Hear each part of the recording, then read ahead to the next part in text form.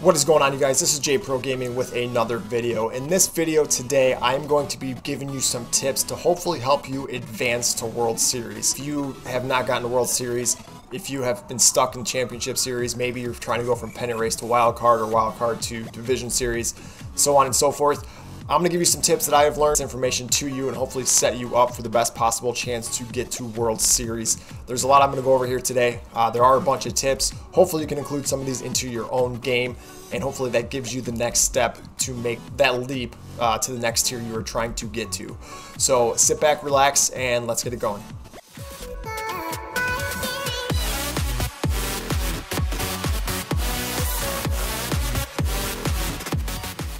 The first tip I am going to go over with hitters. I'm going to start with hitters and then I'll break down the pitchers, the type of players you should be using when you are competing in ranked seasons. So first things first, the first attribute you want to look at when creating your team to compete in ranked seasons is vision. Vision is very important. That affects the size of your PCI. When you're playing on Hall of Fame settings, vision is very important because you want the largest PCI possible. I'm going to go over my players here. These are the players I used to get to World Series this past season. I actually ended up picking up Ty Cobb, who is on my bench now, but I did have Kenny Lofton leading off the majority of the year. I'm going to go over every player, break them down a little bit. Kenny Lofton has 91 vision. I have one player under 90 vision on this team, and that's Nolan Arenado because I hit so well with him. So his PCI is the smallest on the team. However, I have a very, very good success with him on the higher Hall of Fame difficulty. So here, contact. Contact and vision affect your PCI size. So he has very good contact and he has decent vision at 91. 91 is actually on the lower side, what I would like to be at, but I have very good success with him. As you see, I'm hitting 410 there. I have played 137 games, but I have not because some of this equates to I've played some conquest games and the number is fluctuated just a little bit. Vision is very important. Stick to higher vision. These are for starters. I'm just talking about the starters right now. As you see, 91, Kenny Lofton has 91 vision. A lot of players that get to World Series or see people get to World Series, they think that you should have high contact, high vision. You have to have Willie Mays, you have to have Pudge, you have to have all the best players in the game to get there. You technically do not. I do not have the best of the best of the best. I have very good players and I have some of the best players, but I have a good mixture of both because I succeed with players that are not the best of the best, and I succeed with players that are some of the best. So next one here is this Andrew McCutchen. This Andrew McCutchen has been so clutch for me. He has got 92 vision. He's got very good contact. He's almost at 100 contact both ways, 99 and 114. And he becomes clutch. He has base runners on. That clutch factor gives you a boost when you're hitting. So his 107 clutch gives him a boost when he's hitting. I don't technically know how they figure it or how they determine that, but I know he gets a boost somewhere in statistical category, whether it's contact or whatnot, or maybe vision. PCI is bigger, but when you have a runner on base, that clutch gives you a boost. Now, the player also that is pitching against you, they also have statistical perks that they get on their end for making the PCI smaller. But to give you the best advantage or the best opportunity to have the largest PCI size, concentrate on vision, concentrate on contact. Joe Morgan, best hitter on my team, been the most clutch for I don't know how long. He just has very good power. Don't worry about that power there because his power is a lot more. He's got 30 home runs for me, as you see there. Yeah, so he has very high vision with 124. He's going to have one of the largest PCIs. Of course, he has high contact, over 100, and then he's got 98. So very good contact, very good vision in the game. I did struggle with him early on, but I did figure out his swing. As you see there, vision at 108, very good contact. The power is just an added bonus. Clutch is 120, which is very good. When runners are on base, he does get that added bonus. Creative player. My creative player has a ton of equipment on him. His vision is actually sitting at a 99. Obviously, it's not here right now because I'm just looking at not the in-game view. His power is actually over 100, and both contacts are over 100 as well. So he's got two over 100 attributes for contact and power, 99 vision. His clutch is around, it's not 100, it's in the 90s, I believe, but good clutch, very consistent hitter. Just switched his stance to the Alberto Mondesi, and he's been very clutch with that stance. Highly suggest that stance. I made a video on that, on 4 of the best stances to use in this game. I'll link that video in the comments or description below. But vision, contact, very high. Ichiro, very good vision, very good contact. And obviously the clutch factor is huge as well. As you see there, 113, 115. 93, and then the clutch is 125. So when base runners are on, he is getting a big boost. Another very good card with very good speed. This is my lowest vision card, is this Nolan Arenado, but I added him to the team. He is usually up on inside edge, so this 86, this 99 contact, as you see there, is already up today. So he's at a 104 contact, and he's actually at 100 power versus lefties. So it fluctuates for him. So his power and contact do go up. His 83 vision always stays the same, but he's got a 105 clutch, which is very important. Tony Gwynn. I have not used Tony Gwynn. I have not chosen him as a signature series card, one of the free ones you get, because I used him in Battle Royale through a significant amount of games, and I just didn't hit well with him, so I've not chosen him yet. I don't hit well with him, so he's not on my team. Find cards you hit well with, look for the high vision, look for the high contact. I can't stress that enough, and you will put yourself in a better situation, a better position to succeed at the higher difficulties. Molina, man, I can't rave about this card enough. I was very high on the Jason Kendall before, then I got to World Series, chose this Yadier Molina. He's been lights out. High contact, high vision, high clutch. Very good vision, 114, very good PCI size, good contact, and to boost it even more. But like I said, it depends on the pitcher you're facing. So it's an algorithm that they figure out. They put all this together. I don't know exactly how it's figured out. I don't think there's an answer out there because there's just so much statistical numbers from the hitter's perspective to the pitcher's perspective that they just throw all these numbers together, and that determines your PCI size. But to give you the best advantage, find high contact players, high vision players, high clutch players. Mainly stick to contact. Obviously the power is an added boost, but you don't need the Willie Mays, who's got everything across the board. You don't need the Pudge, like I said. Let's go over my bench here real quick. I'm gonna go over this one real quick. Garrett Anderson, high vision, high contact, and very good clutch. All these guys on my bench have high clutch because they're coming off the bench. They're coming in a situation where I usually have runners on or late in the game. So I want their clutch to be up very high on my bench. Keep that in mind because when they come off your bench, you want that added boost. Cobb, this guy is going to be in my left fielder. Every single category. This is the absolute perfect card to have to make to World Series. Max out contact, max out vision, max out clutch. And the Ramirez, another card. One of the lower visions for me. He's at 92 vision, but look at this. Over 100 contact from both sides. Very good speed for me. Clutch is at 92, which is respectable and can still help you get a boost, not as much as these over 100 guys, and I like his position flexibility. That is why he is in there.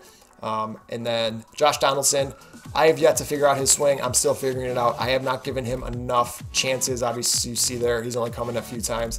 5 plate appearances. Have not done well with him yet, but I need way more to figure that out. So he will probably end up taking Arenado's spot. Does have 90 vision, which is higher than Arenado. He does have good contact with some surprising power I've seen across the board. So a lot of people have this card at third base, and they do very well with him. But like I said, Arenado for me right now, he's doing it all, so that's why he is in there. Edgar Martinez, another very good card.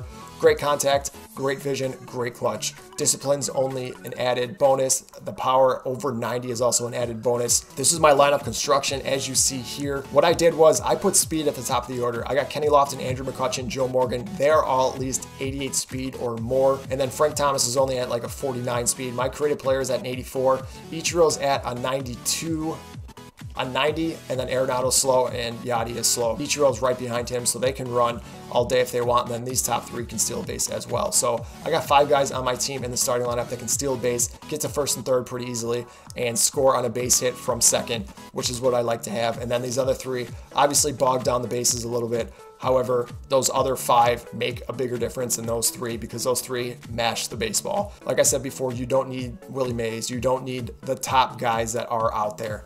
You can succeed. You can do very well. I won 12-1 this season. I got to World Series pretty easily. So you can too if you just stick to some of these guidelines. Even so, from what I understand from pitching is hits per 9 and I believe Ks per 9 affects the PCI size of the batter. Like I said before, Clayton Kershaw is probably the best card to use as a starting pitcher to make you have the smallest PCI size. Him and actually Nolan Ryan, as you see here, because they both got high K per 9 and hits per 9.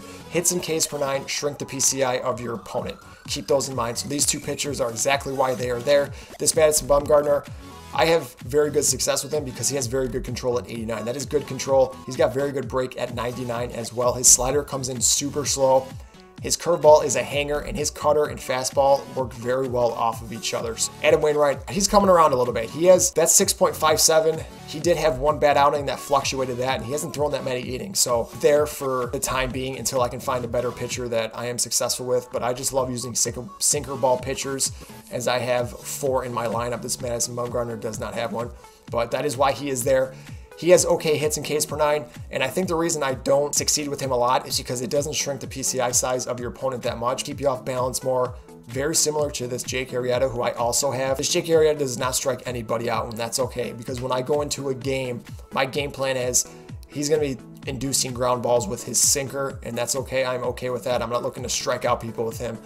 I'm looking to get weak contact, pop-ups, weak ground balls, double plays, just everything to limit my opponent from hitting that long ball or, you know, getting multiple base hits in a row. And the way to do that is pitch to contact with these 2 players here. If you can do that, accept that, try not to strike out every batter, you'll have a lot more success with them. He has very good clutch though, so when he has base runners on base, that clutch factor gives the pitcher a boost. So I think it's a runner on second base, the pitcher gets a boost.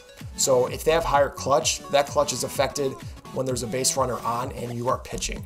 So that's where that comes in, the clutch factor. And now these relievers.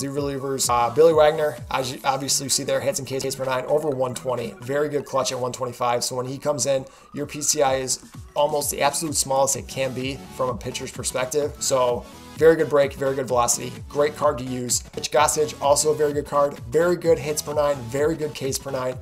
He's tough to control, a little bit tougher than I thought he was. So anytime these pitchers, these relief pitchers come in, they're usually coming in with a base runner on. Zach Britton, another card, very good clutch, 116. Good hits per 9 at 108. Ks per 9 is only 87. I don't know how that factors too much, but he does shrink your PCI a little bit. Trevor Hoffman, free card, 110, 120 hits and K per 9. Very good clutch, 112. You want to have good control of your pitchers. You want to have good clutch when your player comes in, and hits and Ks per 9 affect the PCI size. Always up on inside edge. The reason I have the live series in here and I did not buy the All-Star game is because his inside edge is always up. So he is always he's always at +9 or 10. This Lee Smith is very underrated. I've used him a few times. All of these numbers here actually were in the event, and I've used him in I think 2 ranked seasons games, so he's not given up a run yet. I've not pitched him in got hits per 9, Ks per 9. Ks per 9 over 120, or is 120. Good break, clutch at 107. The last one is Fernando Rodney. This Fernando Rodney, he has 4 pitches. He has 3 different speeds. He has good hits, and Ks per 9 obviously is a little bit. Hits per 9, 107. Clutch at 118. Good control at 80. Break and velocity at 95. So his 2-seamer, his 4-seamer, they touch 98. His circle change can touch 83. So that's a 15-mile-an-hour difference. That alone, you can keep a hitter off balance. These are just cards I'm going over. This is mainly for Hall of Fame. This is only Hall of Fame, just because once you get past All-Star, I feel like a lot of players are struggling when they make that transfer from All-Star to Hall of Fame. Up the pitch speed, PCIs are smaller, so that's why I'm going over these numbers here. Another tip I want to give you when you are playing on Hall of Fame, when you are playing in the 800, 700, 800 range, you have to be patient as a hitter. I already went over the type of players I use, the reason I use them. I went over my pitchers and hits per 9, Ks per 9 clutch. The other tip I want to go over, besides just setting your lineup, high vision, high contact, and high clutch, high hits and Ks per 9, you have to be patient at the plate. Once you get to Hall of Fame, you're facing pitchers that obviously know what they're doing, are there for a reason. They're climbing the leaderboard like you. So you're usually facing good opponents. You're going to run into opponents that you beat that you're like, I don't understand why he's in championship series. But majority of the time, you're going to run into good players. So put yourself in the best position by setting your lineup with the players that you have success with, but also with the best attributes that give you the biggest PCI size. Take pitches. You have to be patient once you come into Hall of Fame. When you're an All-Star, on All-Star settings, the PCI is huge. You can get away with swinging at first pitch. You can get away with, swinging at the first 2 pitches because the PCI is so large that you can make contact on those pitches and you can make good contact. Watch the release of the ball from the pitcher, understand the release point, understand their pitches, the breaks on them. They are coming in faster. It is an adjustment. It always is an adjustment for me. So I'm at 650 right now. As you see here, we just got bumped down. So for these next 50 or 100 points, I'll be playing on All-Star. You will have a lot of success if you are getting walks. If the opponent sees that you are patient, they're going to have to start throwing strikes to you, and that's when you can attack. Are walking a lot, the opponent's going to notice that. They're going to know that they're going to have to throw strikes because they don't want to keep walking you. Move some base runners around, put some speed in your lineup.